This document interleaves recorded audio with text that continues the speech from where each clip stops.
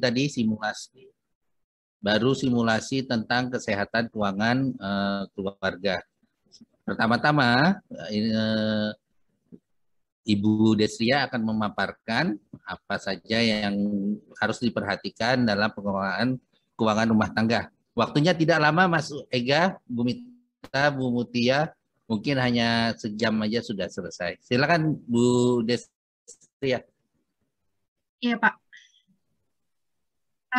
Assalamualaikum warahmatullahi wabarakatuh. Selamat siang, Bapak Ibu, uh, pegawai dari ini ya, di Taiwan ya.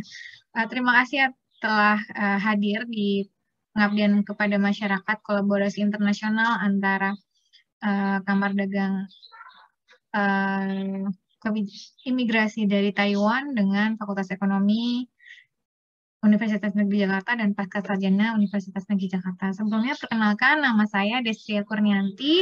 Saya dosen Fakultas Ekonomi Universitas Negeri Jakarta, program studi S1 Manajemen.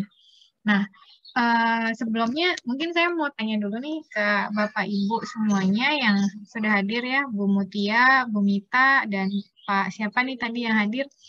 Mungkin sebelum pernah mengalami apa namanya kesulitan keuangan nggak, dalam maksudnya misalnya uh, pas lagi sakit atau pas lagi ada kebutuhan terus uh, dananya nggak ada, seperti itu. Pernah mengalami hal seperti itu nggak?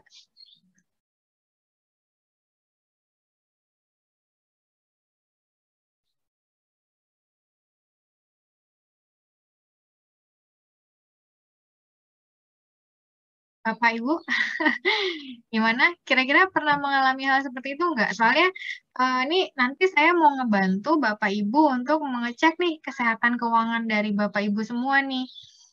Pakai simulasi yang tadi, apa namanya, kesehatan, kita mau ngecek kesehatan keuangan dari Bapak Ibu semuanya. Nah, mungkin sebelumnya saya mau share screen dulu ya. Apa sih sebenarnya tahapan dari kesehatan keuangan tuh, perencanaan keuangan keluarga tuh tahapannya apa aja? Nah, ini saya mohon izin share screen. Nah, ini mungkin bisa terlihat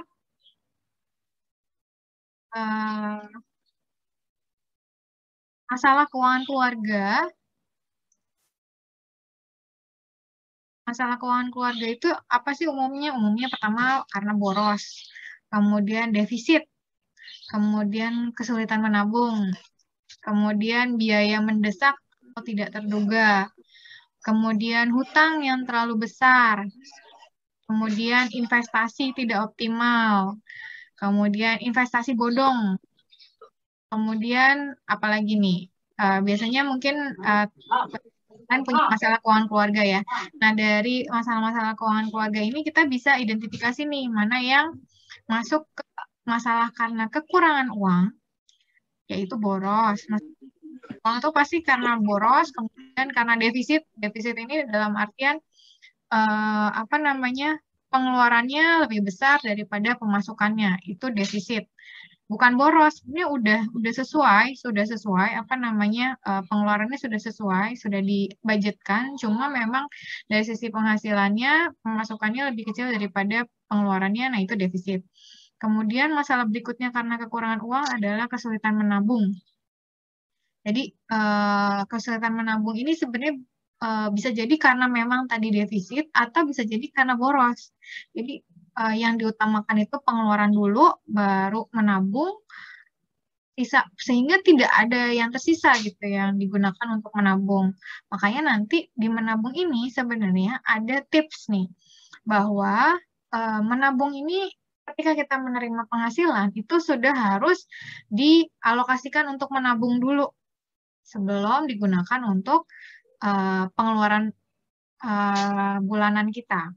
Nah, soalnya kalau misalnya kita pakai dulu untuk pengeluaran rumah tangga atau untuk yang lain dulu, sisanya baru ditabung, biasanya nggak ada sisanya gitu. Jadi biasakan itu ketika kita menerima penghasilan, kita sudah punya, kalau saya biasanya memang saya alokasikan, saya taruh nih.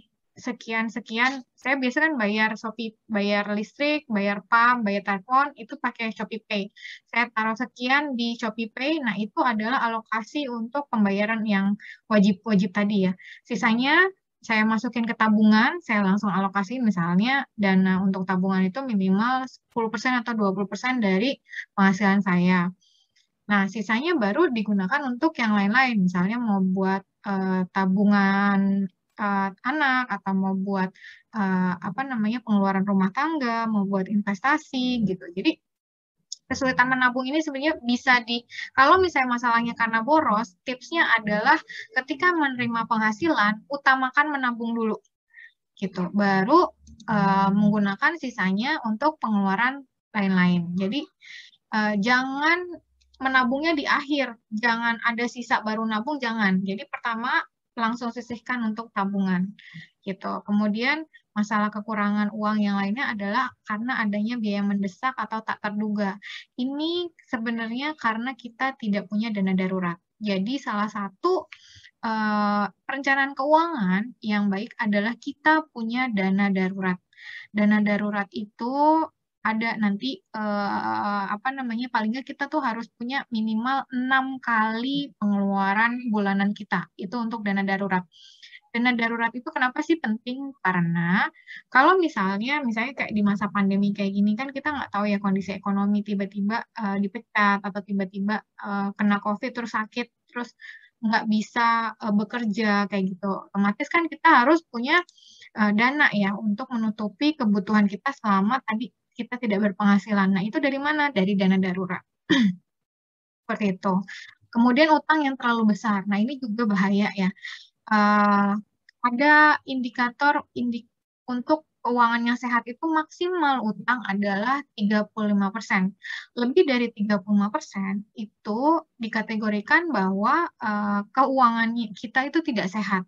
Gitu. Jadi kita nanti nih coba dicek lagi di keuangan Bapak Ibu semua, ini maksimal utangnya kalau dihitung-hitung nih penghasilan sekian, terus bayar utang-utang sekian. Utangnya ini lebih dari 30% apa enggak? Kalau lebih dari 30% berarti itu nggak sehat gitu. Kemudian masalah keuangan keluarga yang lain, kalau misalnya kelebihan uang. Kalau misalnya kelebihan uang, biasanya kan bingung tuh mau ditaruh di mana. Jadinya ditaruh di tabungan doang. Sementara kalau di tabungan itu bunganya itu kalah sama inflasi gitu. Jadi sayang banget kalau misalnya kita ada uang lebih tapi kita nggak manfaatkan itu untuk investasi gitu. Tidak membuat investasi menjadi optimal gitu. Karena cuma ditaruh di tabungan di mana bunganya cuma setara bahkan lebih besar daripada inflasi gitu. Atau misalnya kelebihan uang kita pengen investasi tapi kita nggak ada ilmunya, jadinya kejebak sama investasi bodong. Nah, itu adalah masalah-masalah keuangan keluarga yang mungkin ya terjadi di apa namanya di kehidupan kita ya. Nah, sebenarnya kita tuh dalam melakukan perencanaan keuangan, mulai dari menikah, kemudian punya anak, punya rumah, ini kan step-step dari perencanaan keuangan kita. Kita mau menikah, biaya menikahnya berapa? Punya anak, biaya apa namanya melahirkan, sesar atau mau normal gitu. Terus punya rumah, punya mobil, punya naik haji, kemudian berlibur, kemudian menyekolahkan anak, kemudian sampai ini dana hari tua atau pensiun. Jadi ini adalah step-step perencanaan yang biasanya kita pikirkan kan ke depannya gitu. Kalau yang masih muda, kalau mau nikah, biaya nikah tuh berapa? Terus kalau punya anak, biaya tadi ya sesar atau kan sesar pasti mahal kan? Itu biaya melahirkannya berapa? Kemudian kita pasti mikirin rumah. Kalau pengen punya rumah, DP-nya berapa kayak gitu. Terus cicilannya berapa? Kita juga pasti pikirin. Terus pengen punya kendaraan. Terus kita juga pengen naik haji. Kita juga pengen liburan. Kita juga pengen apa namanya menyekolahkan anak. Kita juga pengen punya dana hari tua. Nah, untuk bisa mencapai tujuan-tujuan keuangan ini, kita harus memiliki perencanaan keuangan. Kalau kita nggak punya perencanaan keuangan, ini tujuan-tujuan keuangan ini tidak akan tercapai. Yang ada kita apa namanya uangnya habis gitu aja tanpa tujuan keuangan tidak tercapai. Kemudian apa namanya hidup kita keadaan keuangan kita tuh juga nggak sehat gitu, karena kita tidak punya tujuan keuangan yang ingin kita capai, kemudian kita juga tidak terpacu untuk membuat keuangan kita menjadi sehat gitu. Nah, tipsnya, gunakan yang tersisa setelah menabung dan investasi, jangan sebaliknya. Jadi tadi yang tips dari saya, kalau misalnya kita menerima penghasilan, itu yang harus kita lakukan pertama kali adalah menabung dan menyisihkan untuk investasi palingnya 5% aja. Kemudian sisanya baru digunakan untuk pengeluaran rumah tangga atau pengeluaran lainnya. Gitu. Jadi kalau misalnya kita udah menyisihkan untuk menabung dan investasi, menabung ini nanti digunakan untuk mengumpulkan dana darurat, di mana tadi dana darurat bisa kita gunakan ketika terjadi hal-hal yang tidak diinginkan. Gitu. Jadi seringkali kita bukan kekurangan uang, tapi uang yang kita miliki sudah terpakai untuk hal lain yang sebenarnya itu bukan kebutuhan, tapi itu cuma keinginan. Jadi sebenarnya ini balik lagi gimana kita men-set priority ya, set prioritas. Apakah kita sudah bisa membedakan yang mana yang needs, yang mana yang wants, gitu. Karena kalau misalnya nggak dipaksa gitu dari awal untuk menabung, karena menabung ini bukan wants, ini needs gitu. Untuk menabung, maka uangnya akan habis untuk wants-nya kita aja, bukan untuk needs-nya kita, gitu. Nah, ini tanpa perencanaan pengeluaran menjadi tidak terkendali dan tidak terprediksi. Jadi kita harus melakukan perencanaan keuangan.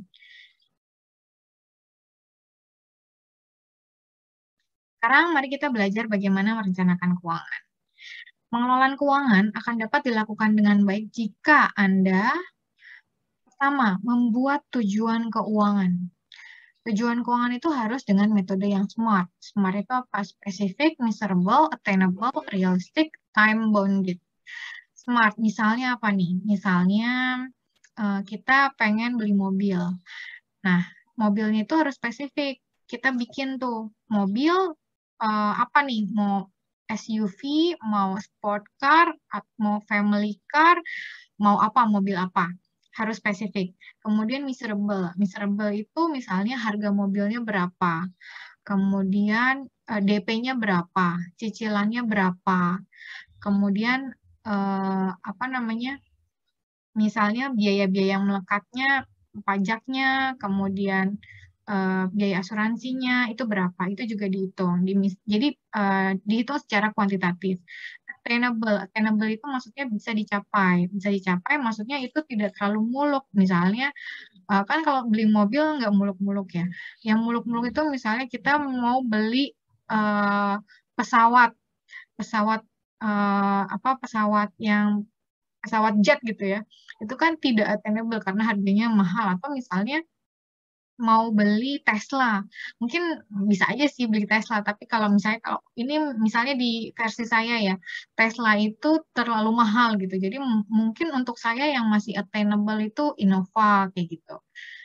Jadi attainable itu bisa dicapai. Realistik itu apakah itu memang prioritas gitu. Maksudnya tidak ada pengeluaran lain selain pengeluaran pengeluaran lain yang lebih prioritas ya dibandingkan beli mobil ini. Misalnya ternyata ada kebutuhan untuk bayar sekolah anak. Nah, beli mobil itu nggak realistis gitu karena kita harusnya tahu mana yang prioritas kan tadi membayar sekolah anak kayak gitu. Atau misalnya eh, beli rumah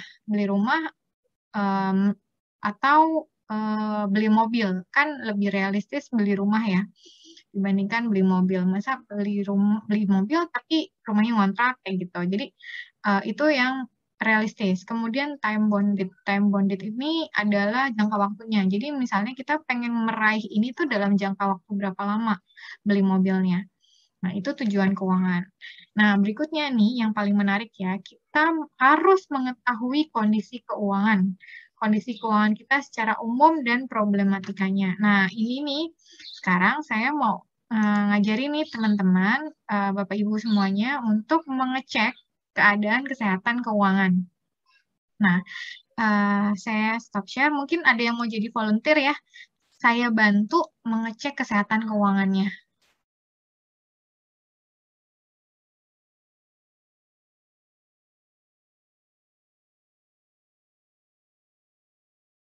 Nah, ini. Misalnya, mungkin ada yang mau jadi volunteer biar saya bantu kita cek kesehatan keuangan dari teman-teman semua atau Bapak Ibu semua. Ada yang mau coba?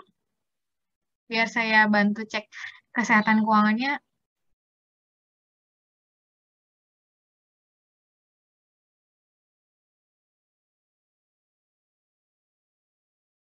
Ada yang mau coba?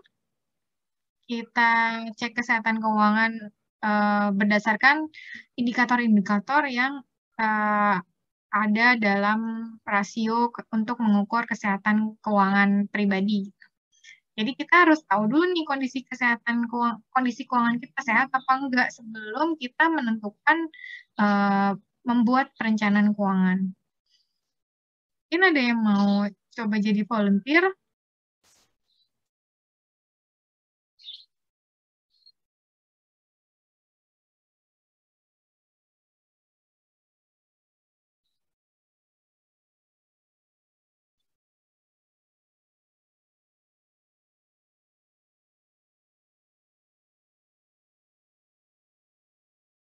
Ada yang mau jadi volunteer kira-kira? Biar saya bantu cek keuangan teman-teman, Bapak Ibu semuanya. Atau misalnya mau saya dulu nih, saya coba dulu ya, punya saya ya. Maksudnya kasus nih, bukan saya sih. Maksudnya lebih ke kita coba kasus ya. Ini Bapak Ibu bisa cek di sini nih, di cekfinancial.com. Kalau misalnya mau ngecek kesehatan keuangan pribadi sendiri ya. Di sini nama misalnya saya Destria, kemudian saya masukin nomor telepon, saya masukin email, saya masukin kota, cek sekarang.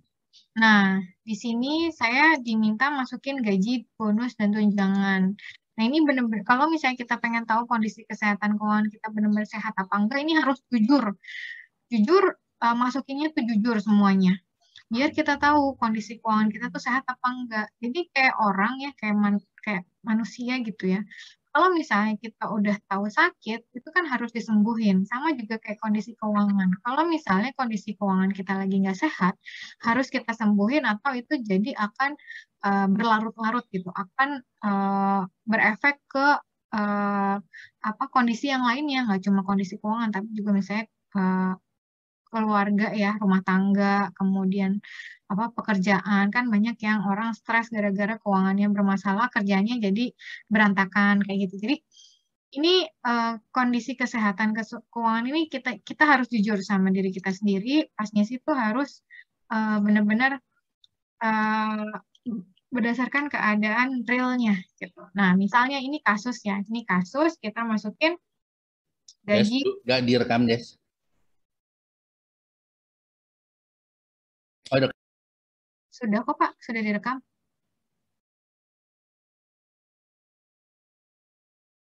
Ada direkam.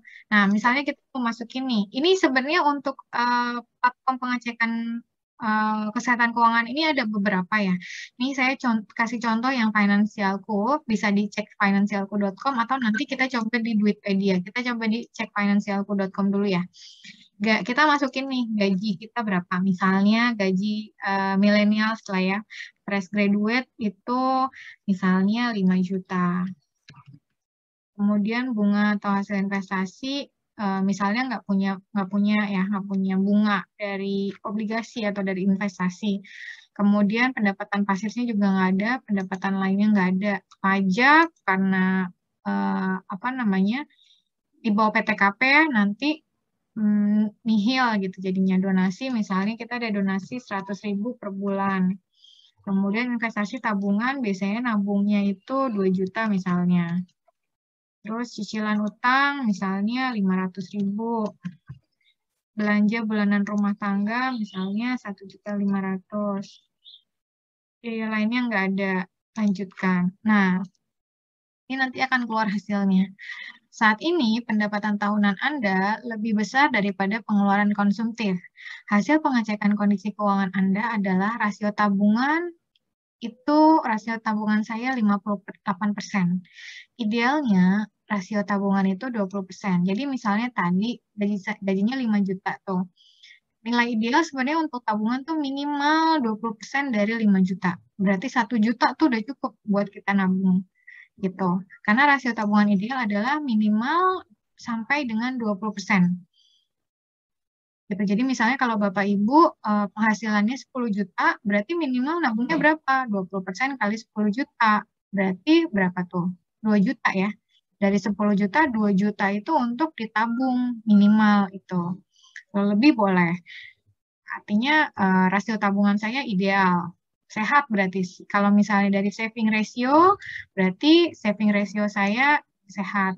Rasio pendapatan pasif ini tidak ideal karena tadi saya tidak punya investasi gitu. Karena saya tidak punya aset aktif yang menghasilkan penghasilan, misalnya kayak kos-kosan, kontrakan, atau misalnya naruh di deposito dapat bunga, atau naruh di obligasi dapat bunga, itu nggak ada, berarti nggak ada pendapatan pasif. Pendapatan pasif itu yang kita terima tanpa kita harus bekerja gitu. Didapat dari mana? Didapat dari aset investasi. Makanya tadi di awal banget saya bilang bahwa ketika kita sudah mendapatkan penghasilan, yang harus pertama kali kita alokasikan adalah tabungan dan investasi. Kenapa? Karena investasi ini yang nantinya akan menghasilkan pendapatan pasif untuk kita. Rasio pendapatan pasif itu tidak ideal. Untuk kasus ini tidak ideal. Tapi nilai idealnya itu lebih dari 50%. Jadi kalau bisa tadi ya dari penghasilan kita itu 50% itu berasal dari pendapatan pasif. Itu pendapatan pasif, persentase pendapatan pasif dibandingkan dengan total pendapatan. Jadi misalnya tadi dari gaji 50% itu dari pendapatan pasif gitu. Dari mana? Dari investasi pasti didapatnya. Kemudian kita lanjut, kita isi ke aset. Rumah tinggal, misalnya saya punya rumah tinggal nilainya itu 500 juta. Kemudian kendaraan, misalnya saya punya mobil nilainya 100 juta. Kemudian aset lainnya saya nggak punya, kemudian saya misalnya punya tabungan misalnya 50 juta. Kemudian logam mulia, misalnya ini dikonversikan dalam bentuk rupiah ya. Misalnya Bapak Ibu punya 10 gram. Sekarang kan 1 gramnya sekitar 940 ya. Berarti sekitar 9.400.000 gitu. Kemudian reksadana, kalau nggak ada diisi, kalau misalnya nggak ada bisa dikosongin. Kartu kredit, misalnya nggak punya kartu kredit, atau kalau misalnya punya cicilan kartu kredit, ada yang dia menggunakan kartu kredit itu untuk pembayaran kayak asuransi gitu. Berarti masukin aja misalnya asuransinya 500.000 per bulan. Berarti dari kartu kredit bayar asuransi 500.000. Kredit kendaraannya 0, KPR-nya 0, utang lainnya 0. Kemudian kita lanjut. Nah, di sini akan keluar nih hasil pengecekan kesehatan keuangan. Rasio likuiditas tadi rasio likuiditas saya 1,02. Rasio likuiditas saya tidak ideal. Kenapa? Karena idealnya itu 6 sampai 12. Rasio likuiditas itu apa sih? Rasio likuiditas adalah kemampuan kas atau setara kas. Ini aset liquid ya.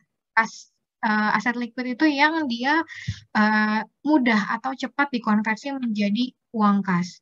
Misalnya apa? Misalnya tabungan, kemudian deposito, kemudian logam mulia, kemudian kas yang dipegang di tangan. Nah, itu dia harus minimal 6 sampai 12 kali gitu dari pengeluaran. Kalau ini kan saya 1,02, sementara nilai idealnya itu 6 sampai 12. Jadi artinya apa? Artinya aset saya yang kas ya, yang aset kas atau setara kas yang liquid itu baru 1,02-nya dari 1,02% dari pengeluaran rumah tangga saya gitu. Jadi harusnya kan dia minimal tuh 6 sampai 12 kali dari pengeluaran rumah tangga. Gitu. Kemudian aset liquid terhadap nilai bersih kekayaan. Ini nilainya 7,59 nilai idealnya 15%. Berarti rasio aset liquid terhadap nilai bersih itu ideal. Karena saya 7,59 harusnya memang di bawah 15%. Gitu. Kalau misalnya lebih dari 15%, ini tidak ideal berarti. Karena lebih banyak aset liquid dibandingkan nilai bersih kekayaannya. Jadi kalau misalnya terlalu banyak aset liquid dibandingkan nilai bersih kekayaan, sebenarnya justru jadinya dananya jadi dipertanyakan, itu idle, maksudnya tidak dimasukkan ke investasi ya, karena dia masuk ke aset liquid kan.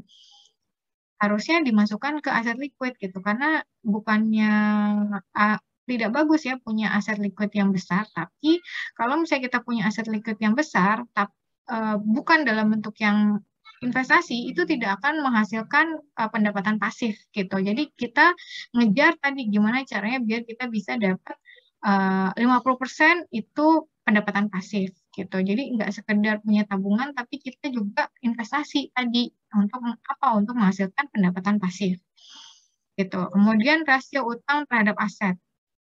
Ini yang sehat itu, yang ideal itu kurang dari 50%. Ini benar-benar Bapak Ibu perhatiin banget untuk rasio utang karena banyak orang yang stres gara-gara utang karena dia tidak tahu sebenarnya batas mana sih dia boleh berhutang gitu.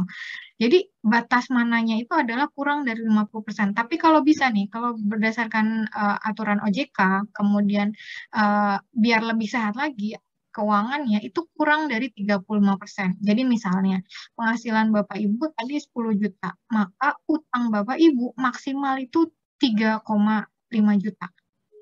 Cicilan utangnya itu maksimal 3,5 juta. Jangan lebih dari 3,5 juta. Karena apa? Karena kalau misalnya lebih dari 3,5 juta, nggak ada yang buat ditabung, nggak ada yang buat diinvestasiin, nggak ada yang buat ditaruh di dana darurat, nggak ada yang buat bayar asuransi, nggak ada yang buat dana pendidikan, nggak ada yang buat dana hari tua, kayak gitu. Karena apa? Karena habis buat utang. Gitu. Jadi utang ini memang harus diperhatikan ya. Jangan sampai dia lebih dari 35% yang sehat. Kalau di sini dia pakai agak tinggi ya, kurang dari 50%, tapi sebenarnya yang sehatnya itu 35% maksimum banget buat utang. Itu rasio utang yang sehat ya. Maksimal 35%. Nah, saya nih 0,08% karena saya tadi nggak terlalu banyak masukin utang ya di kasus ini ya. Jadi rasio utangnya ideal. Kemudian rasio kemampuan pelunasan utang 10%. Yang ideal itu kurang dari 35%. Rasio kemampuan pelunasan utang tadi ya, jadi kalau misalnya kita dibandingkan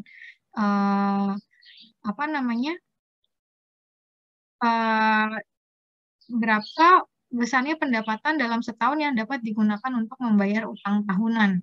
Gitu. Jadi kalau misalnya lebih dari 35% itu udah nggak sehat. Jadi kalau misalnya tadi hitungannya bulanan, ini hitungannya tahunan gitu. Berapa persen sih dari utang kita itu, utang tahunan kita itu dibandingkan dengan pendapatan tahunan kita. Kemudian rasio aset bersih investasi terhadap nilai bersih kekayaan. Ini tidak ideal. Rasio aset bersih investasi terhadap nilai bersih tidak ideal. Karena apa? Karena idealnya itu lebih dari 50%. Yang tadi saya bilang, kenapa lebih dari 50%? Karena nanti ini akan untuk pendapatan pasif. Gitu. Jadi kita harus nge-push tadi di awal itu di tabungan dan investasi. Investasi ini untuk apa? Investasi itu nanti untuk biar kita mendapatkan pendapatan pasif yang mencapai 50% dari total pendapatan kita. Jadi total pendapatan kita misalnya 20 juta, 10 jutanya itu dari pendapatan pasif yang kita diem aja itu sudah menghasilkan gitu. Misalnya dari apa? Dari kontrakan, kemudian dari kos-kosan gitu, atau misalnya dari deposito, atau misalnya dari obligasi, atau misalnya dari reksadana yang kita diem aja gitu ya, itu udah menghasilkan gitu. Jadi kalau di sini ini masih 9,02 karena tadi ya pas di awal tadi kita nggak terlalu banyak masukin buat alokasi investasi gitu. Jadi ini masih belum sehat nih 9,02%. Sehatnya itu adalah lebih dari 50%. gitu. Kemudian rasio solvabilitas. Rasio solvabilitas ini menunjukkan kekayaan bersih dibandingkan aset. Rasio solvabilitas ini saya ideal karena dia lebih dari 50%. Ini 99,92%, berarti lebih dari 50%, artinya rasio solvabilitasnya ideal. Jadi apa namanya, net worth ya. Jadi ini kan solvabilitas itu menunjukkan besarnya net worth kita, kekayaan bersih kita dibandingkan aset. Karena aset ini bisa jadi ada yang berasal dari utang gitu. Karena tadi kebetulan saya nggak punya utang ya. Tadi ada cicilan sisi aja ya, itu pun buat bayar premi asuransi gitu misalnya. Maka ini rasio solvabilitas saya sehat karena dari total aset saya tadi tidak ada yang berasal dari utang. Ada apa namanya 99,92% itu memang bersih gitu. Jadi tidak dikurangi dengan pembayaran utang. Gitu sehingga dia dikategorikan rasio solvabilitasnya ideal. Kemudian kita bisa minta dikirimin hasil ini ke email. Nah, ini kalau misalnya ini di financialku.com ya, memang dia ada apa namanya pembayarannya ya 500.000 kalau misalnya kita mau bikin janji khusus dengan konsultannya, apa namanya perencana keuangan yang memang tersertifikasi. Tapi ini cuma tadi kan kita cuma simulasi aja. Yang penting kita udah tahu kalau keadaan kita keuangan kita tuh udah sehat atau belum gitu. Nah, selain cek financialku.com ada lagi namanya Duitpedia. Nah, Duitpedia ini sama seperti financialku.com, cuma dia lebih apa namanya lebih lengkap ya. Kita coba ya ke Duitpedia. Ini tadi sebelumnya saya sempat simulasi buat teman. Jadi ini kita hapus dulu data-datanya. Misalnya, mungkin kalau ada yang mau coba, biar saya bantu gitu untuk mengecek keadaan keuangannya menggunakan aplikasi Duitpedia, apakah sehat atau enggak. Contohnya kayak tadi, cuma ini lebih lengkap nih kalau yang pakai Duitpedia. Mungkin ada yang mau coba.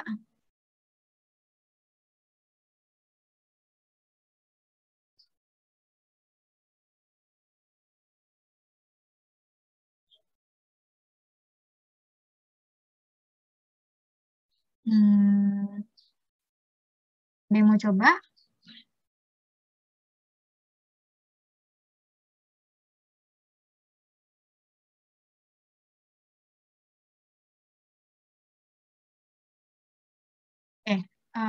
Kalau enggak kita simulasi lagi ya pakai ini apa namanya punya teman saya.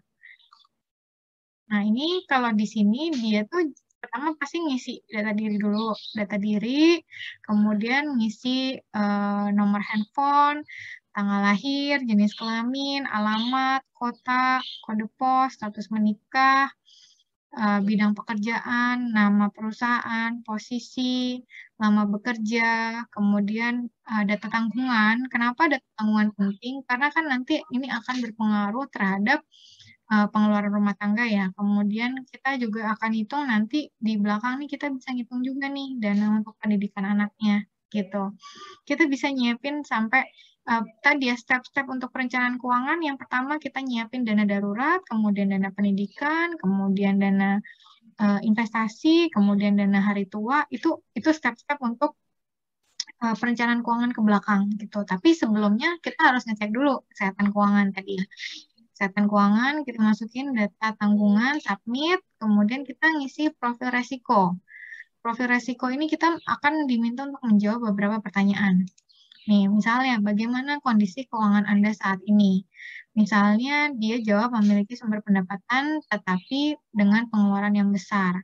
Oke, next. Kemudian bagaimana Anda menilai pengetahuan Anda mengenai investasi? Ini juga harus dijawab gimana pengetahuannya.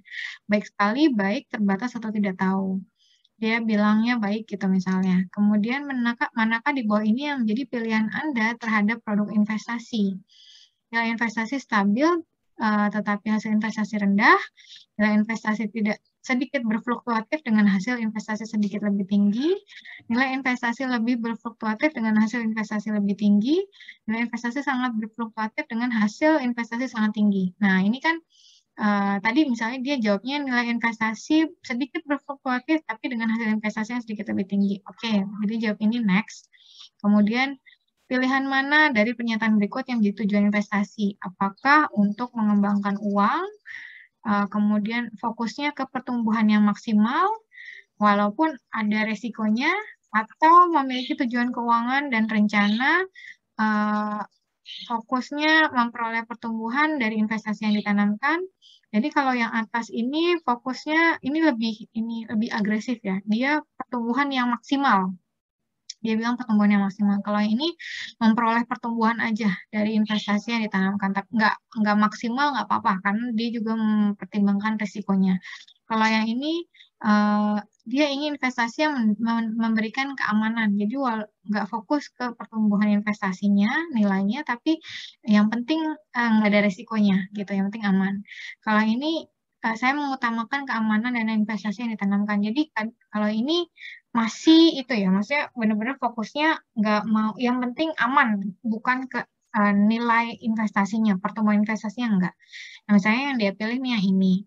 Kemudian kita ke next, bagaimana pengalaman Anda dalam berinvestasi? Ini dia bilang sedang, tidak memiliki beberapa pengalaman investasi, moderat, kemudian pertanyaan berikutnya, kapan Anda berencana mulai menggunakan atau melakukan penarikan yang signifikan lebih dari 70% terhadap dana Anda, misalnya mau bayar sekolah anak kurang dari 1 tahun. Berarti di sini ya, next.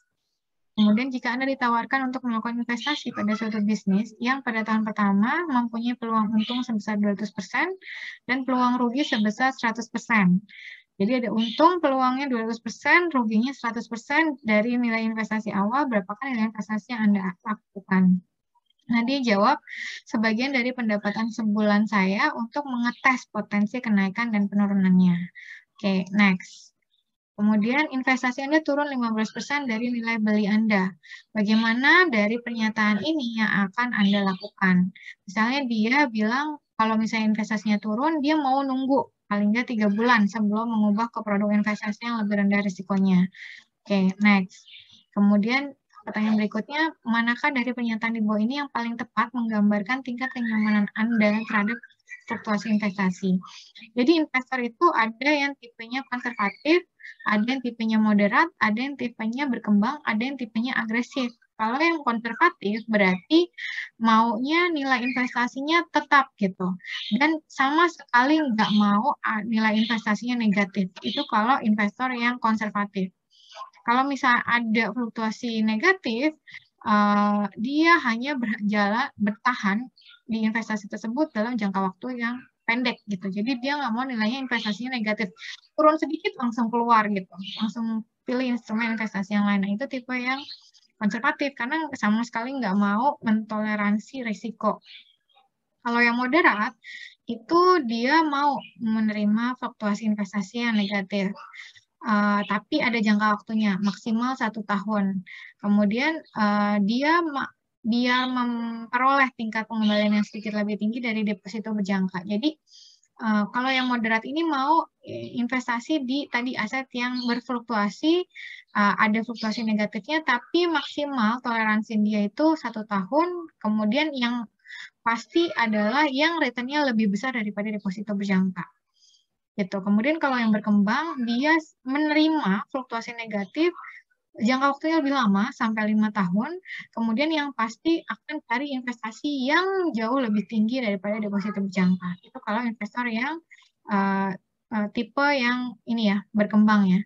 Kemudian kalau investor yang tipenya agresif, dia ingin investasi bertumbuh dan memperoleh tingkat pengembalian yang setinggi mungkin. Jadi sangat fokus terhadap return investasi, mau menerima fluktuasi yang negatif untuk jangka waktu di atas 5 tahun. Jadi misalnya nih harga sahamnya turun sampai minus, itu berturut-turut sampai lebih dari, maksudnya naik turun ya, dalam 5 tahun tuh masih naik turun, dia masih mau terima gitu, karena mungkin dia ngeliat bisnis ini itu prospeknya ke depan bagus gitu, cerah. Jadi dia tipe yang agresif berarti, karena dia mau mentoleransi risiko dengan jangka waktu yang lebih lama.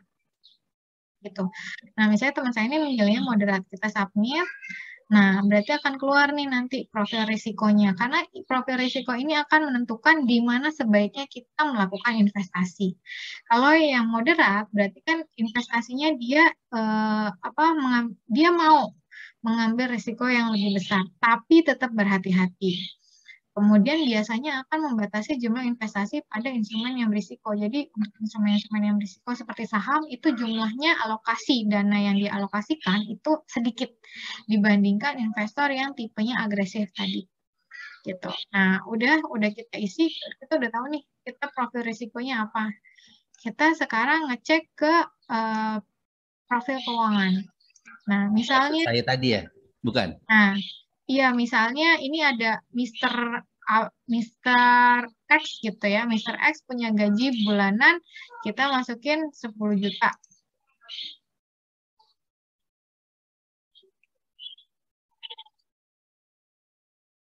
Oke, kemudian punya penghasilan dari aset aktif lainnya, misalnya dia punya kos-kosan, dua pintu, satu pintu 500.000, dua pintu 1 juta. Berarti sebulan dia punya 1 juta penghasilan tambahan. Penghasilan bulanan lainnya, misalnya dia jualan online, kemudian omsetnya misalnya kurang lebih 500.000 sebulan. Nah, kemudian pengeluaran bulanan itu kita misalnya dia nabung itu sekitar 3 juta sebulan. Terus investasi bulanannya misalnya dia naruh di reksadana gitu misalnya 1 juta. Kemudian cicilan ini misalnya punya cicilan atau utang KPR ya 3,5 juta.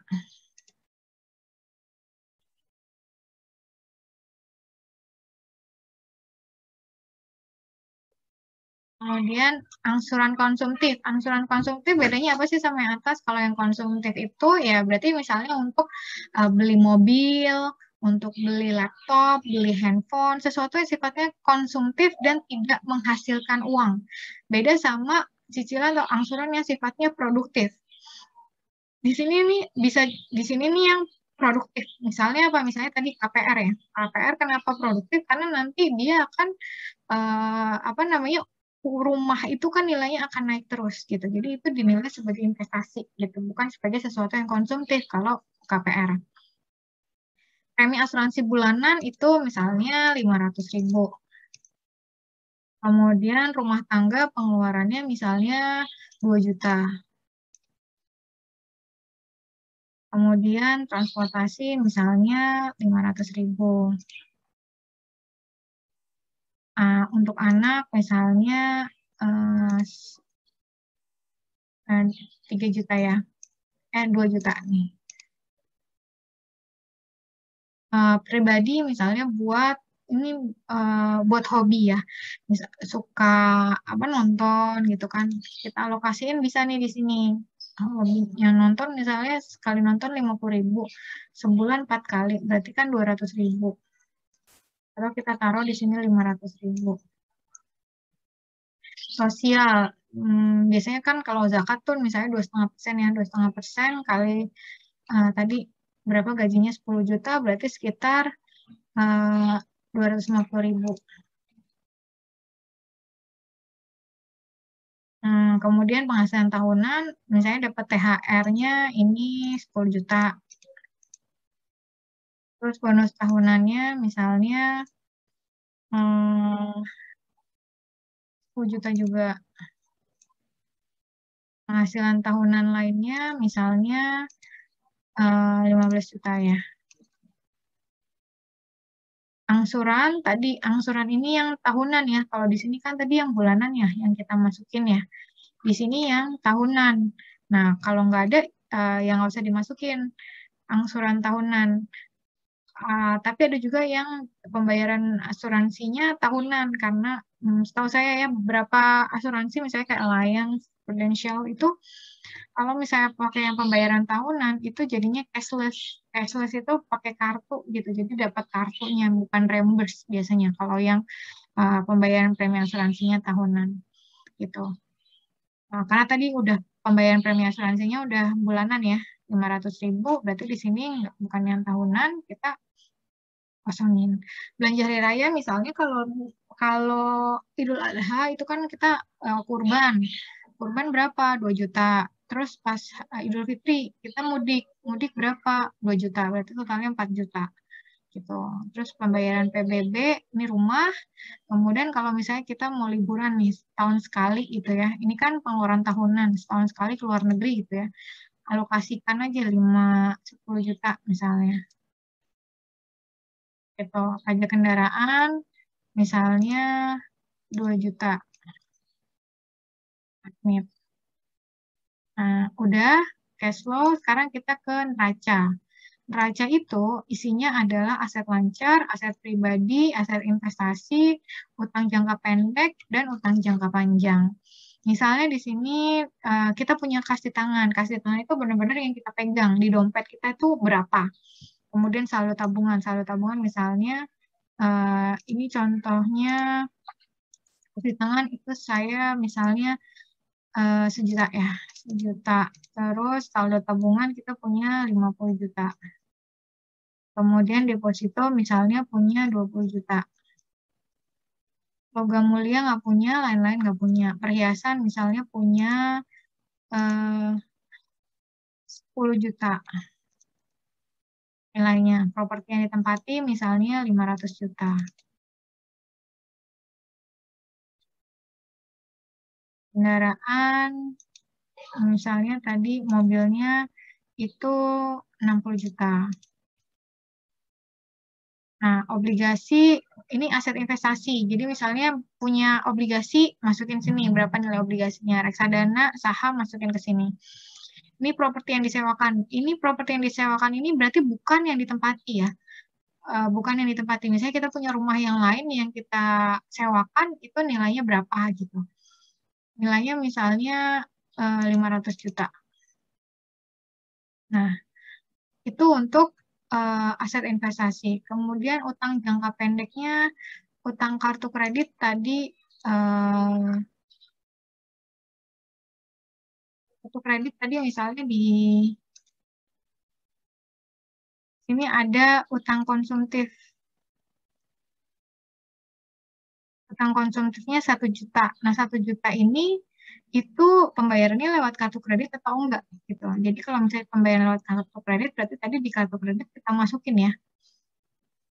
Di kartu kredit kita masukin 1 juta.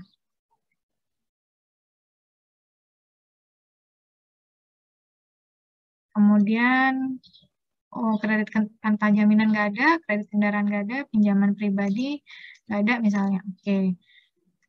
Utang jangka panjang, ini KPR. Ini KPR tadi, misalnya tadi di kita ada utang cicilan nggak? Nah ini 3,5 juta ya buat KPR ya. Berarti kita masukin nih di sini. KPR-nya 3,5 juta.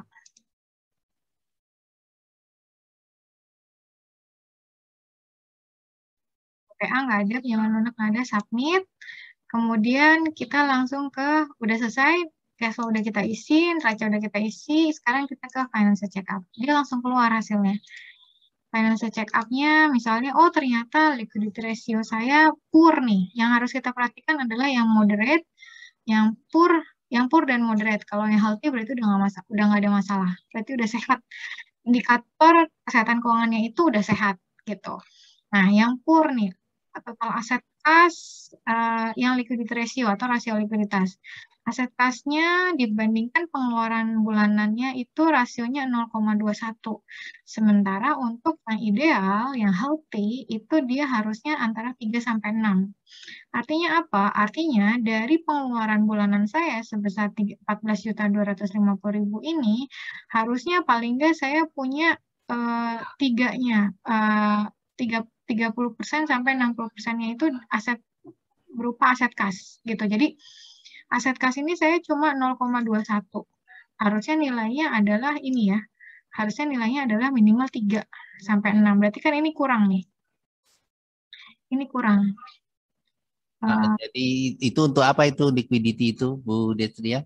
Liquidity ini untuk mengetahui seberapa liquid, seberapa kemampuan kita untuk melunasi kewajiban-kewajiban jangka pendek atau pengeluaran bulanan. Jadi kan pengeluaran bulanan tadi kan ada bayar listrik, kemudian bayar cicilan, kartu kredit, kemudian cicilan KPR, pengeluaran rumah tangga, kemudian pengeluaran anak tadi ya. Nah, ternyata nggak kuat ya. nggak sehat gitu. Di sini dia aset kasnya cuma 3 juta dibandingkan pengeluaran bulanannya yang sebesar 14.250.000. Nah, ini benar-benar nggak sehat. Jauh dari sehat ini mah. 0,21. Minimal tuh 3,6. Misalnya caranya gimana jadinya biar sehat? Caranya adalah dengan menekan pengeluaran bulanan atau dengan menaikkan pemasukan. Dalam hal ini kasnya. Jadi kita bisa nambahin di kan kasnya tadi cuma 3 juta ya. Di sini 3 juta. Nah, di sini. Kasih tangan kita tambahin. Misalnya saldonya 50 juta. Kemudian 50 juta aja misalnya. Udah nih. Kita submit. Nah, ini udah healthy. Jadi harus mulai nabung ya Bu Desria ya. Ya, karena tadi kan di awal banget saya juga udah bilang bahwa untuk membuat keuangan kita sehat harus punya prinsip bahwa gunakan sisanya itu setelah ditabung. Gitu. Jadi ditabung dulu sama diinvestasikan dulu baru sisanya untuk pengeluaran. Gitu. Jadi jangan sebaliknya gitu. Karena kadang kan kita kebiasaannya sisanya baru ditabung. Salah, harusnya ditabung dulu, sisanya baru dipakai. Jadi kita harus disiplin dari awal bahwa memang saya harus mengalokasikan dari pendapatan saya ini minimal 20% masuk ke tabungan langsung. Kalau saran saya, jadi kalau ibu-ibu zaman dulu tuh ada istilahnya budgeting ya, envelope budgeting. Jadi bikin amplop-amplop gitu.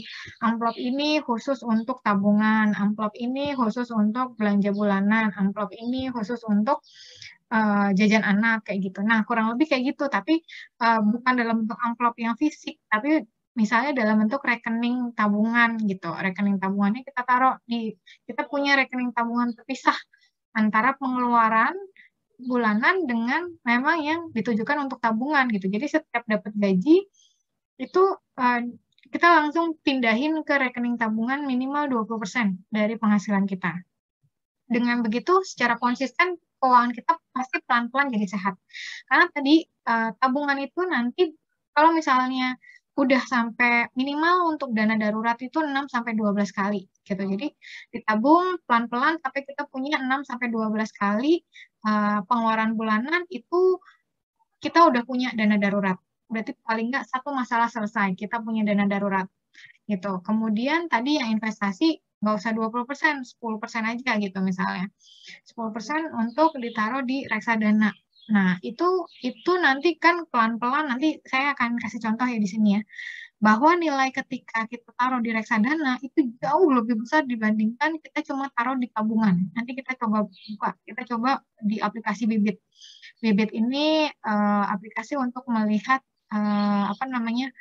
portfolio reksadana kalau misalnya kita pengen investasi di reksadana. Gitu. Nah, ini tadi ya yang liquidity ratio ya. Jadi kalau misalnya kita pengen sehat nih ya, kita naikin aset kas kita atau kita kurangi nih pengeluaran bulanan. Kalau yang ini depresio. Depresio ini rasio utang dibandingkan penghasilan bulanan. Ini yang sehat itu adalah 0 sampai 30%. Tadi saya bilang 35% ya. Kalau menurut aplikasi ini, itu yang sehat itu cuma sampai 30%. Jadi misalnya Bapak Ibu punya penghasilan 10 juta. 10 juta itu maksimal boleh utang, boleh dipakai buat utang itu cuma 3 juta gitu. Jadi misalnya Bapak Ibu mau ngajuin KPR, lihat nih penghasilan Bapak Ibu berapa 10 juta. Berarti maksimal cicilan KPR Bapak Ibu itu cuma 3 juta. Kalau misalnya lebih dari 3 juta, itu nggak sehat. Itu artinya apa? Itu artinya entah Bapak Ibu harus menambah penghasilan atau Bapak Ibu harus mencari cicilan KPR lain yang lebih murah. Bisa dengan memperpanjang tenor ya.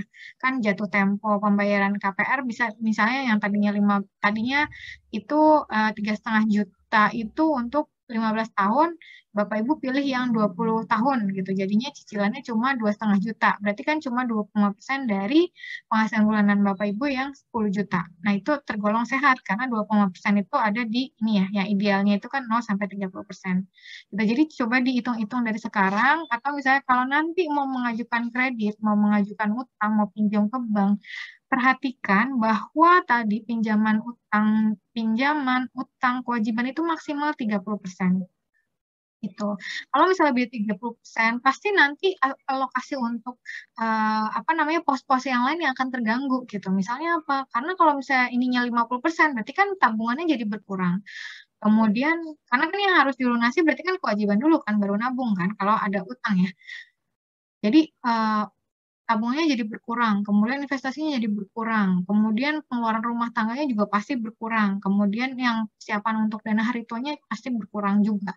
Kalau kita tadi ya, rasio utangnya itu sampai lebih dari 30%, atau bahkan tadi ya sampai 50% itu benar-benar nggak sehat. Jadi pokoknya maksimal ini utangnya ini 30%. Gitu. Kemudian ini untuk liquid asset to net worth ratio, rasio aset lancar berbanding total kekayaan bersih. Total aset kas ini perbandingan antara total aset kas dengan total kekayaan bersih. Total kekayaan bersih itu termasuk rumah yang kita punya, logam mulia, tabungan, maksudnya aset tanah itu total kekayaan bersih kita. Aset kas itu tadi yang ini aset lancar. Jadi kan ini kan total aset kas ini kan 53 juta ya. Nah, di sini kan 53 juta aset lancar kita kas ditambah saldo tabungan. Jadi kalau misalnya kita pengen ininya sehat, berarti ininya harus antara 15% sampai 20%. Nah, ini kan saya cuma 1,16%. Berarti saya harus nambah ini aset kas saya. Aset kas saya harusnya saya nggak cuma punya tabungan dan kas aja gitu. Misalnya saya tambahin saya punya deposito nilainya 50 juta.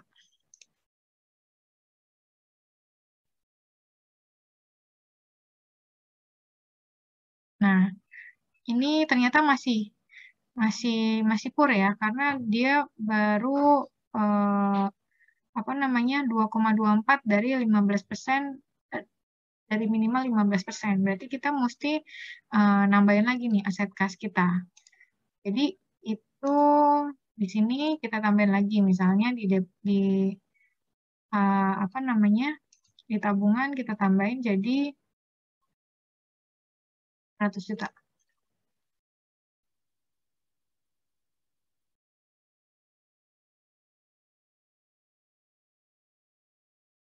Nah, ini masih kur juga sih, cuma ya udah naik lah ya presentasinya tadi dari 0, terus dari 2, terus sekarang jadi 3,29.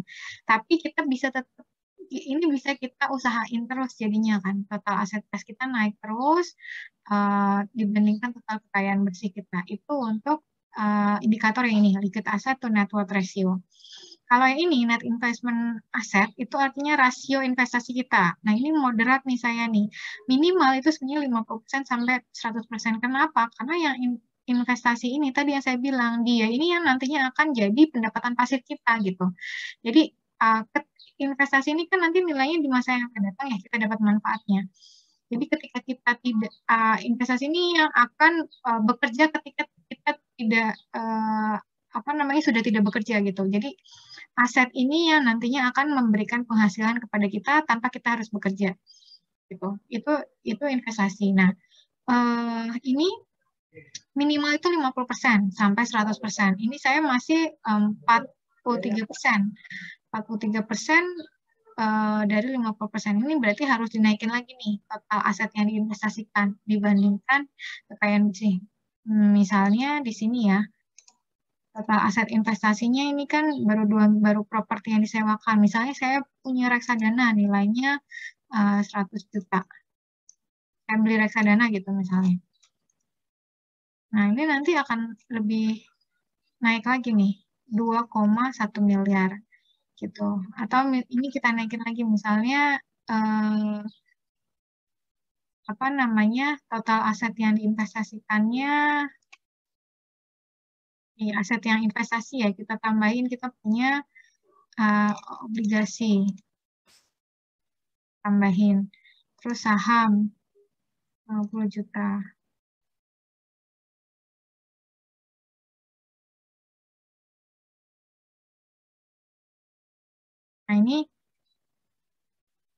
Nah ini udah lumayan naik nih, sedikit lagi 45,92 sampai 50%. Berarti saya harus ngejar ini sampai minimal dari total kekayaan bersih ini, total kekayaan bersih saya ini, itu 50% itu merupakan aset investasi. Kenapa? Biar 50% yang tadi itu bisa jadi bisa menghasilkan pendapatan pasif gitu. Jadi minimal dari kekayaan bersih kita itu 50%-nya itu merupakan aset investasi. Biar apa? Biar tadi kita dapat pendapatan pasif. Kalau yang ini debt to total aset, utang dibandingkan total aset. Artinya apa? Artinya dari aset yang kita miliki itu berapa persen yang berasal dari utang. Kalau di sini kan 0,88% ya, ini masih kategori healthy. Yang sehat itu antara 0 sampai 30%. Jadi misalnya kita punya rumah ini nilainya 2 miliar. 2 miliar itu ternyata berasal dari utang gitu. Nah, apa namanya yang sehat itu adalah rentang antara 0% sampai 30%. Kalau misalnya lebih dari ini, berarti utangnya dari aset itu kebanyakan kita punya banyak aset nih, tapi asetnya itu berasal dari utang gitu. Saya kita punya rumahnya ngutang. Kita punya tanahnya dari ngutang kayak gitu. Kita punya mobil, punya apa namanya apartemennya dari ngutang gitu. Jadi ini adalah perbandingan antara utang dibandingkan aset. Artinya apa? Artinya dari aset yang kita miliki itu berapa persen berasal dari utang. Yang sehat itu 0 sampai 30%. Kemudian saving ratio, ini tadi saya udah bilang ya, saving ratio itu minimal 20% gitu. Jadi kalau ini dari total penghasilan bulanan rasionya cuma 10,87. Harusnya ini minimal 20%. Kenapa nih cuma 1,25? Karena tadi kan udah kepake buat bayar utang, kemudian cicilan-cicilan tadi ya. Jadi yang tersisa ini dari penghasilan bulanan yang 11.500.000 cuma 1.250.000 untuk ditabung, sehingga ini masih nggak sehat. Kalau yang lain ini udah sehat ya. Rasio cicilan utang konsumtif 1 juta dibandingkan penghasilan bulanan 11.500.000, yang sehat itu 0 sampai 10%. Nah, ini masih ada di rentang yang sehat 8,7%. Rasio solvabilitasnya itu kekayaan bersih dibandingkan aset. Jadi kekayaan bersih ini adalah tadi ya, setelah dikurangi utang ya. Jadi dari total aset kita sekian, berarti kan ada yang berasal dari utang kan. Nah, utang itu dikurangi dapat kekayaan bersih. Yang sehat itu antara 50% sampai 100%. Sehingga untuk rasio solvabilitas ini tergolong sehat. Nah, jadi kita bisa tahu nih, apa namanya kondisi kesehatan keuangan kita menggunakan rasio-rasio keuangan untuk personal finance planning ya, untuk keuangan pribadi. Jadi kita bisa tahu apa sih yang harus kita perbaiki. Misalnya utang kita tuh kayaknya harus direstrukturisasi kali ya istilahnya. Restrukturisasi berarti mungkin kita harus mengurangi jumlah utang atau dengan bernego mengenai jangka waktu jatuh tempo utangnya, misalnya tenornya yang tadinya 15 tahun jadi 20 tahun. Nah, itu udah bisa nih memperbaiki nih. Karena nanti kan utang cicilan KPR-nya kan jadinya lebih ringan ya dibandingkan penghasilan bulanan, sehingga masih masuk kategori sehat kalau misalnya tadi jangka waktu jatuh tempo KPR-nya diperpanjang seperti itu. Jadi ini untuk mengetahui bagian-bagian mana aja yang harus kita sembuhkan. Kalau orang sakit, kan kita harus tahu ya penyebab sakitnya apa. Jadi kita tahu yang mana yang harus disembuhin gitu. Jadi itu untuk mengukur kesehatan keuangan. Kira-kira gimana?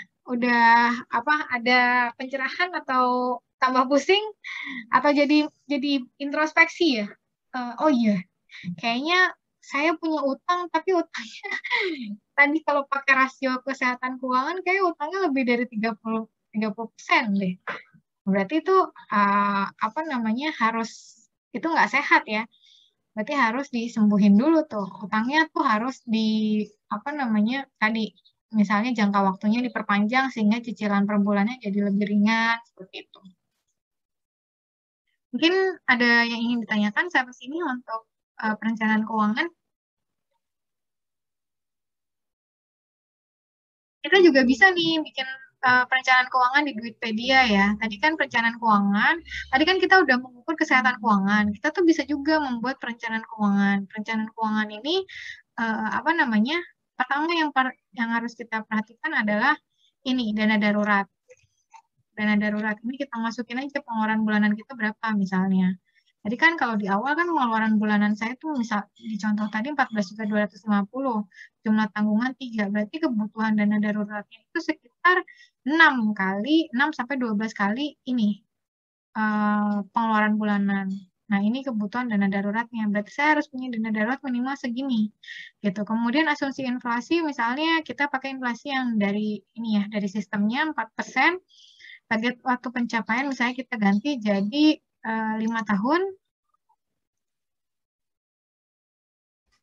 5 tahun. Kemudian target return-nya ini pakai return yang ini ya, apa namanya? Investasi yang agresif. Persentase dana darurat yang ingin dimiliki misalnya 50%, jumlah dana darurat yang ingin dicapai berarti dari 128 juta kita pengen punya paling enggak setengahnya. Setengahnya itu 64 juta. Atau kita bisa bikin ini jadi bukan 50% tapi 100% kita bisa bikin. Berarti kan sama dengan yang di atas 128, 250 aset lancar yang dimiliki tadi udah dimasukin 153 juta. Nah, berarti kita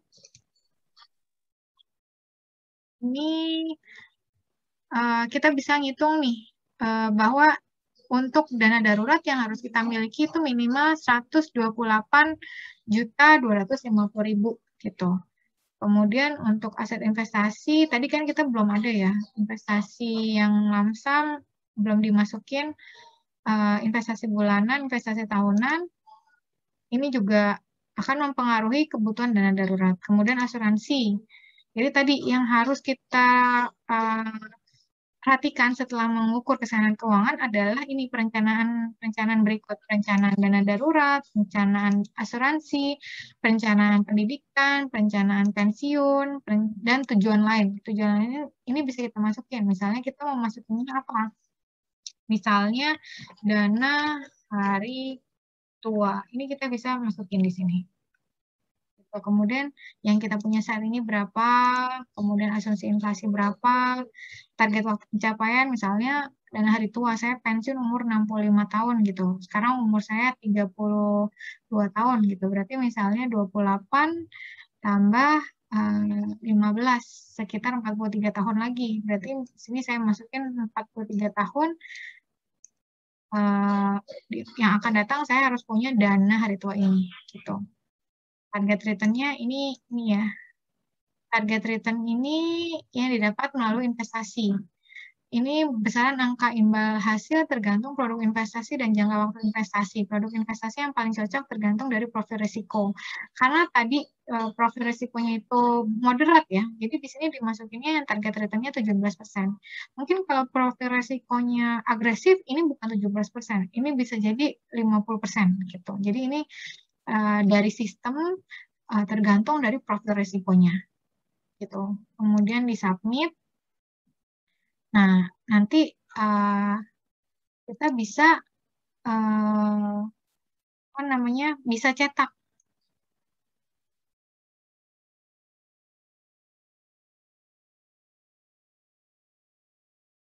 Nah, ini misalnya perencanaan keuangan keluarga Budi, SAFE.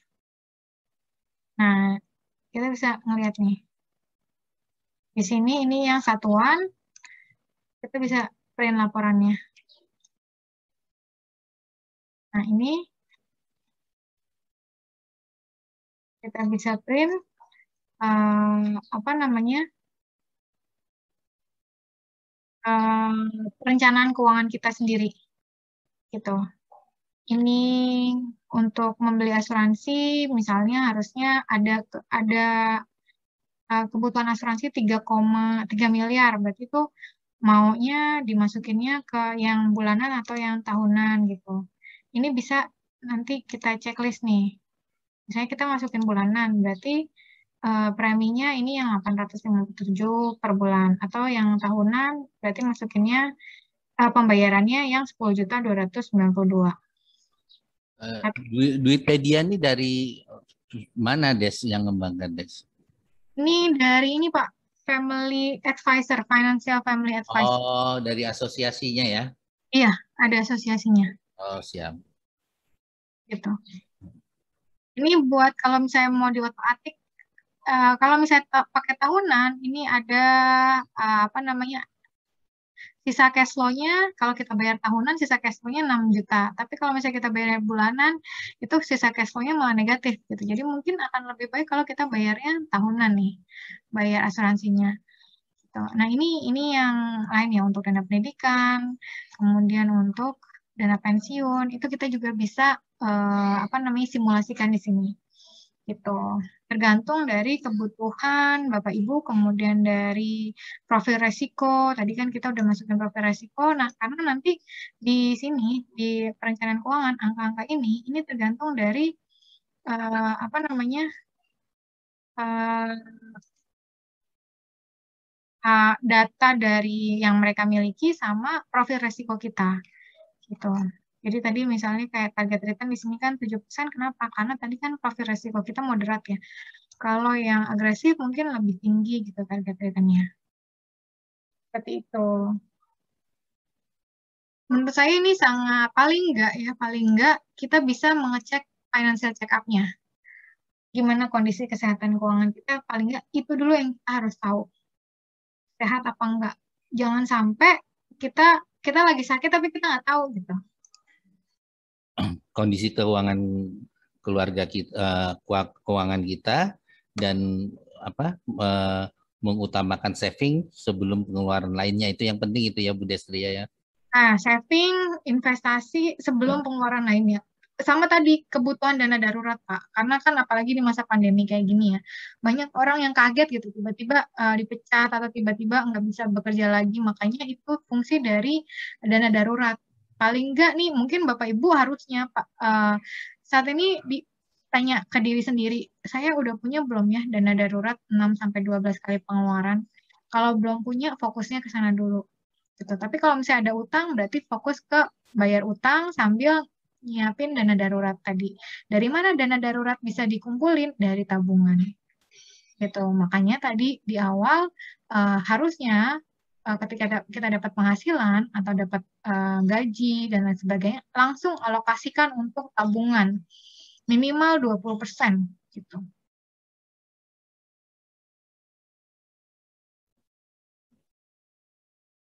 Terima kasih. Sudah Bu Destria? Ya, mungkin itu kali ya dari saya untuk perencanaan keuangan, Pak. Perencanaan keuangan keluarga. Oh iya, kalau misalnya kita sudah berkeluarga, ini gajinya bisa digabung ya, gaji suami dan istri. Jadi nanti di sini gajinya digabung, gaji suami istri, pengeluarannya juga digabung, pengeluaran suami istri. Jadi ini adalah kesehatan keuangan keluarga. Kalau ini kan tadi saya masukin kesehatan keuangan pribadi. Karena misalnya tadi kondisinya belum menikah gitu. Tapi kalau misalnya sudah menikah, berarti yang dimasukin di sini adalah gaji suami dan istri, semuanya digabung, kemudian pengeluarannya juga pengeluaran suami dan istri. Tuh. Baik. Baik Bu Destria, terima kasih. Ini nanti ada rekamannya. Nanti akan kita share ke Bapak Ibu semua. Mungkin ini masih apa ya, masih baru Zoom di Taiwan. Ini kayak Binti sama Zoom user itu nggak ada mixnya, jadi tidak bisa apa ya, tidak bisa melakukan tanya jawab. Bu Mutia, Bu Miftah, Bu Mita, kalau ada yang ingin ditanyakan boleh langsung. Oh ya, ini Silakan. saya mau kasih unjuk yang bibit ya Pak ya. Oh iya ya, silakan, silakan. Ini, jadi tadi bibit itu adalah platform investasi. Kita tinggal masukin aja apa namanya, nomor handphone misalnya. Terus login, nanti akan masuk ya kode verifikasinya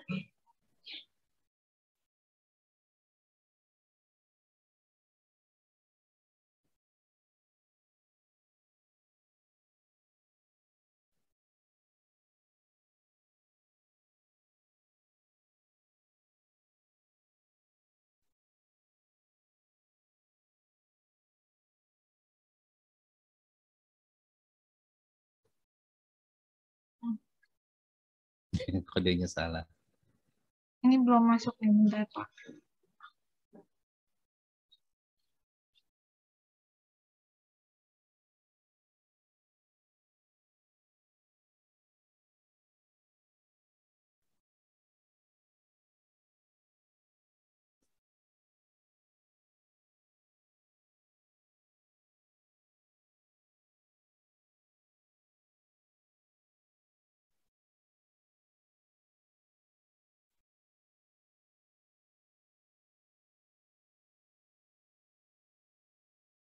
Oh, di sini aja deh, kita langsung ke sini.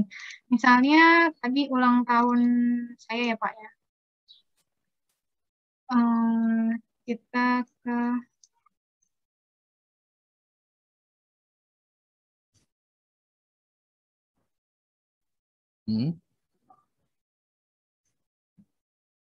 nah ini. Kok ketuaan.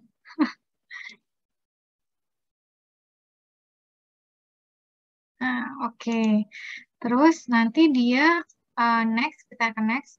Apakah kamu sudah menikah dan memiliki tanggungan keluarga? Belum. Berapa pendapatan bulanan dalam rumah tangga kamu? Misalnya pendapatan bulanannya itu 8 juta misalnya. Kita masukin. Terus berapa total nilai kekayaan kamu? Misalnya 100 juta misalnya. Kita ke next. Dalam berinvestasi, apa yang lebih kamu utamakan? Saya misalnya fokusnya ke memaksimalkan keuntungan. Kemudian pasar keuangan seringkali naik turun. Jika nilai investasi kamu turun 15% dalam sebulan dengan keadaan pasar yang tidak menentu, apa yang akan kamu lakukan? Kalau saya kalau turun saya beli. Kenapa? Apalagi kalau misalnya sahamnya memang saham yang bagus ya. Justru pas turun itu saya beli gitu. Saya beli lagi. Nah, berarti di sini udah kelihatan nih, profil resiko saya itu investor agresif. Karena tadi pas turun saya malah beli. Karena menurut saya pas turun itu justru pas dia murah kan. Justru pas dia murah itu, kalau misalnya secara fundamental bagus, berarti kan saya beli saham yang underprice ya. Maksudnya pasar menilai itu rendah, padahal sebenarnya dia nilainya bagus gitu. Saya punya toleransi terhadap risiko yang cenderung tinggi, karena saya dapat menerima fluktuasi pasar yang tinggi untuk mendapatkan return tertinggi. Nah, kalau dari sini, berarti alokasi yang cocok nih adalah ini. Saya akan masukin di reksadana, misalnya saya investasi di reksadana, maka saya akan masukkan 10% di pasar uang, 34% di obligasi, dan 56% di reksadana saham. Gitu. Ini juga sama halnya kalau misalnya kita bukan masuk ke reksadana, misalnya kita kita langsung ke aset realnya aja, bukan masuk ke reksadana. Berarti saya taruh di pasar uang, 10%, kemudian saya beli obligasi 34%, kemudian saya beli saham 56% dari total dana yang memang saya alokasikan untuk investasi. Nah, selanjutnya perlu pelatihan gimana investasi pasar uang, obligasi, dan pasar saham. Iya, ya harus tahu bedanya nih. Apa sih bedanya reksadana? Reksadana tuh apa sih? Reksadana saham sama saham bedanya apa? Reksadana obligasi sama obligasi bedanya apa gitu. Reksadana pasar uang sama pasar uang tuh bedanya apa? Itu memang itu ada penjelasannya sih Kak. Tapi intinya kalau misalnya Bapak Ibu ini memang masih mau investasi tapi belum terlalu ngerti apa sih investasi, otomatis kita akan meng-hire orang kan.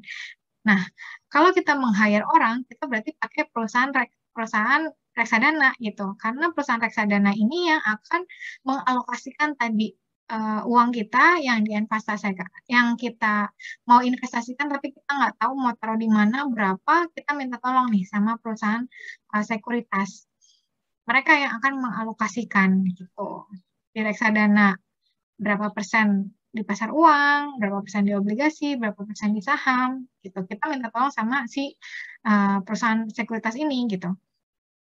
Dengan membeli reksadana. Karena kalau misalnya kita beli saham langsung, bukan beli reksadana saham, karena tadi saya bilang ya, reksadana saham dengan saham itu beda. Kalau saham itu untuk yang pro gitu, investor yang pro, dia yang memang mau menganalisis laporan keuangan, kemudian mau memperhatikan grafik gitu.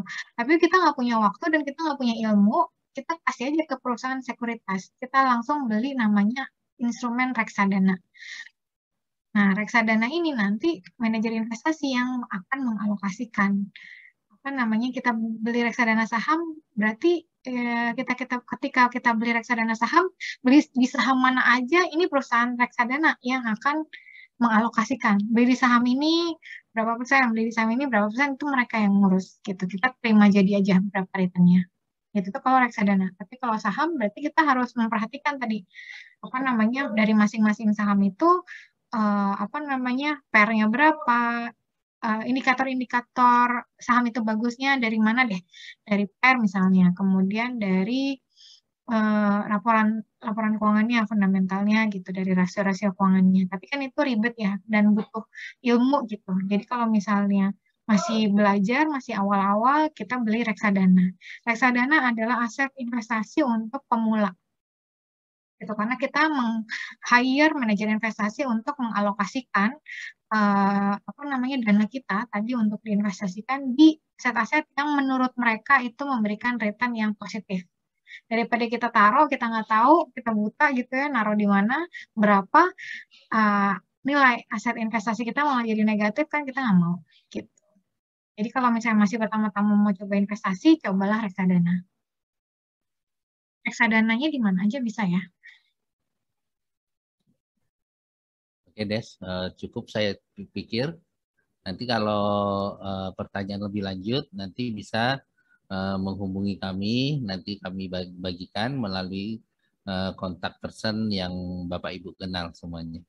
Baik, Destria, selanjutnya giliran saya, Des. Ya, saya mohon izin stop share ya, Pak. Ya, ya. Terima kasih, Bu Destria. Selanjutnya saya dalam waktu hanya 15 menit. Jadi Bapak Ibu semua kan akan registrasi tuh. Sudah registrasi. Saya akan presentasi apa sih maksudnya registrasi yang kemarin. Baik. Ini ada sudah ada eh, sudah ada 14 orang yang mengisi registrasi. Namanya saya hide semua. Ini ada tulisannya semua nih. Tapi saya putihkan semua karena itu tidak penting. Jadi pertanyaan tentang inflasi sebagian besar menjawab 5%, bahkan 3 orang menjawab 0%. Terus pertanyaan tentang dolar, sebagian besar sudah tahu bahwa US dollar lebih tinggi dibandingkan pertanyaannya itu. Pengetahuan tentang bank juga sebagian besar menjawab yang lebih banyak 6%, per 6 bulan lebih banyak dibandingkan yang pilihan lainnya. Yang harus digarisbawahi adalah penjualan emas itu lebih memilih yang lebih pintar. Agung membeli emas di bulan Januari harga 2 juta dan menjual 2.450.000 dengan inflasi 25% dibandingkan yang 2 juta dijual 1.980.000 diketahui inflasi 0%. Baik, ini jawaban Bapak Ibu semua yang terkumpul di saya. Baik, ini keterangannya sebentar Bapak Ibu semua sebelum kami berdua pamit. Jadi jadi intinya yang kami inginkan adalah menjelaskan tentang finansial literasi. Literasi keuangan bagi masyarakat Indonesia berdasarkan OJK masih rendah. Literasinya keuangannya hanya 21,84%, data 2016 29,66%. Inklusi keuangan atau terakses perbankan itu 59,74, sekarang 67,82%. Bapak Ibu di Taiwan, saya dulu alumni Taiwan, saya tahu Bapak Ibu masih akses terhadap bank itu sudah lebih baik lah, mungkin 100% karena gaji pasti dikirim melalui bank, menjadi seperti itu. Pertanyaan pertama, berapakah inflasi Indonesia di tahun 2018? 2018 yang benar tadi seperti yang disampaikan Bu Destria, defaultnya 4%. Memang seharusnya pertanyaan terkait inflasi itu adalah seberapa seberapa pengetahuan Bapak Ibu terkait berita-berita ekonomi. Inflasi adalah sesuatu yang sering diberitakan. Sebagian besar sudah menjawab benar 0 sampai 5%. Mungkin yang 3 orang yang menjawab 0% itu buka Google ya, karena inflasi Indonesia 2021 1,34% ya, tapi itu mungkin karena perekonomiannya sedang tidak jalan. Tapi kalau sedang jalan ya sekitar 4 sampai 5%, tapi tidak 10%. Di sini saya menilai pengetahuan Bapak Ibu tentang inflasi cukup baik. Jadi seperti itu. Ini yang pertama. Yang kedua, manakah yang lebih banyak antara 1 juta dolar, 1 miliar atau sama saja? Secara dominan semua menjawab 1.000 dolar, 1 juta dolar lebih baik. Ya, ini bisa dipahami karena Bapak Ibu biasanya pakai rupiah, sekarang pakai Taiwan dolar. Jadi perubahan-perubahan kurs harga itu Bapak dan Ibu sangat concern karena untuk dikirim ke Indonesia ya Bapak Ibu ya. Terima kasih atas sumbangan devisanya buat Indonesia. Jadi di sini pun sesuai dengan inflasi yang tadi, saya nilai masyarakat Indonesia di Taiwan itu sudah cukup baik terkait pengetahuan kurs, pengetahuan inflasi baik, pengetahuan kurs juga lebih baik, juga baik. Yang ketiga, ini pengetahuan tentang tabungan. Di sini masih ada yang belum paham, walaupun tidak banyak ya, hanya 30%. Jelas bunga 6%, tapi dibungakan 2 kali, 1 juta dikasih 6%, terus dikasih 6% lagi, itu lebih banyak daripada 1 juta dibungakan 1 kali. 1 juta dibungakan 10% 1 tahun, itu dapat tambahan 100.000. Tapi kalau 6% per 1 tahun 2 kali, ya minimal 120.000. Lebih besar lah dari 120.000. Jadi ini pun saya nilai karena Bapak Ibu di Taiwan juga pengetahuan tentang produk bank sudah cukup baik, saya menilai. Nah, yang masih mengagetkan ini adalah yang tentang money illusion. Kita masih sangat terpaku dengan angka nolnya. Jadi Bapak Ibu tadi paham tentang inflasi, tapi di saat dikait dengan perdagangan, Bapak Ibu masih memilih kalau belinya 2 juta, jualnya harus 2.450.000. Itu lebih baik dibandingkan 2 juta, jualnya 1.980.000, walaupun diketahui inflasinya lebih kecil. Apa implikasinya Bapak Ibu? Implikasinya bila Bapak Ibu menjadi pedagang, daripada menjual 10.000, lebih baik 9.990 untuk orang Indonesia. Di dalam bayangannya itu beda. Itu 10.000 nolnya lebih banyak, itu lebih mahal dibandingkan 9.990. Tapi tidak mengapa Bapak Ibu, walaupun Bapak Ibu terkena money illusion, penelitian saya sebelumnya tentang money illusion itu ke kalangan menengah ke atas, kalangan menengah ke bawah, itu ternyata tidak bebas dari money illusion. Nggak tahu nanti kalau kebijakan pemerintah menghilangkan 0,3, mungkin kita tidak terlalu silau lah dengan angka nol yang banyak. Itu saja laporan dari saya. Terima kasih atas perhatian Bapak Ibu. Terima kasih Bu Destria. Ini sudah direkam. Nanti pertanyaan lebih lanjut, silakan menghubungi kami melalui kontak-kontak person yang Bapak Ibu miliki, yaitu Mas Ega, Bapak atau Bu Binti. Terima kasih. saya akhiri. Sebelumnya Bu Desia ada yang mau disampaikan sebelum ditutup secara resmi, Bu Des? Mungkin tadi ya Pak, apa namanya kalau misalnya ada yang mau coba simulasi gitu. Mm-mm. Tadi ada beberapa biar apa namanya pengeluaran kita tuh lebih terkontrol, ada beberapa aplikasi yang tersedia di Play Store. Mungkin bisa diinstal biar kita tuh bisa mengontrol pengeluaran ya. Kita sebenarnya kadang yang kita keluarin itu bukan sesuatu yang prioritas gitu, bukan needs and wants, Masih bukan ada needs 20 gitu menit masih. kalau mau di-share, Des, silakan. Bukan, itu ada di handphone, Mbak, ada di Play Oh, Store. aplikasi Play Store ya. Ya, ada di Play Store. Jadi sebenarnya di genggaman tangan kita pun kita juga bisa mengontrol pengeluaran kita gitu. Kita bisa melakukan perencanaan keuangan. Pertama tadi dengan melakukan pencatatan. Dengan melakukan pencatatan kita tahu nih sebenarnya pengeluaran kita tuh banyak yang itu tuh bukan sesuatu kebutuhan gitu, tapi cuma keinginan aja gitu. Makanya kita harus melakukan record. Jadi setiap kita keluar apa nih catat di situ. Ada pengeluaran namanya Money Lover. Money Lover itu ada di Play Store. Money Lover. Nah, itu ada di Play Store, itu untuk mengontrol pengeluaran. Terus kalau misalnya tadi untuk yang Duitpedia itu aplikasinya duitpedia.id ya.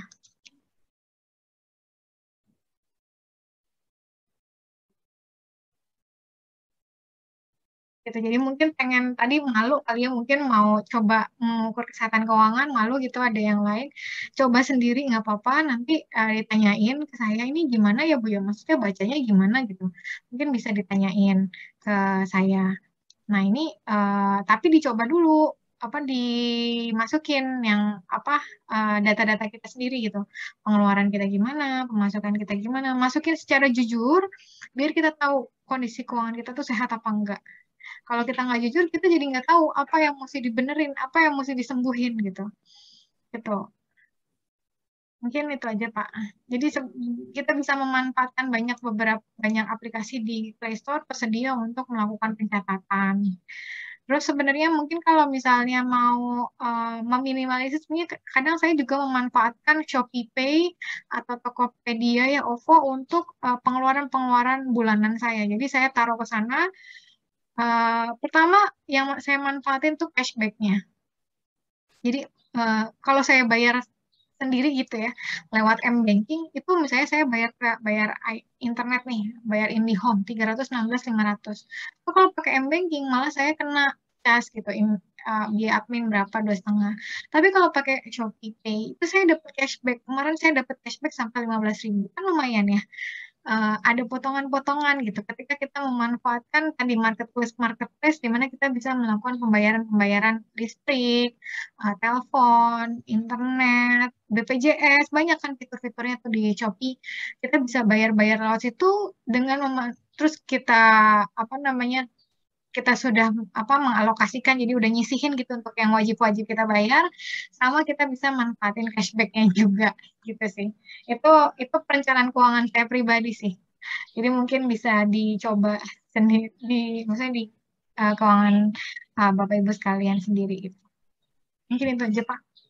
Terima kasih Bapak Ibu. Saya akhiri dengan Alhamdulillah, semoga kita tetap sehat, kita tetap eh, sehat finansial dan sehat batin dan rohani. Eh, ini pertemuan bukan yang pertama dan bukan yang ini pertama, tapi bukan yang terakhir. Nanti akan pertemuan lagi dari Pasca Sarjana untuk masyarakat Taiwan. Terima kasih atas waktunya. Saya akhiri dengan Alhamdulillah. Wassalamualaikum warahmatullahi wabarakatuh. Waalaikumsalam warahmatullahi wabarakatuh. Waalaikumsalam warahmatullahi wabarakatuh. Terima kasih Bapak, terima kasih Ibu ya. Bu Tia, Sama-sama makasih. Bu Mutia.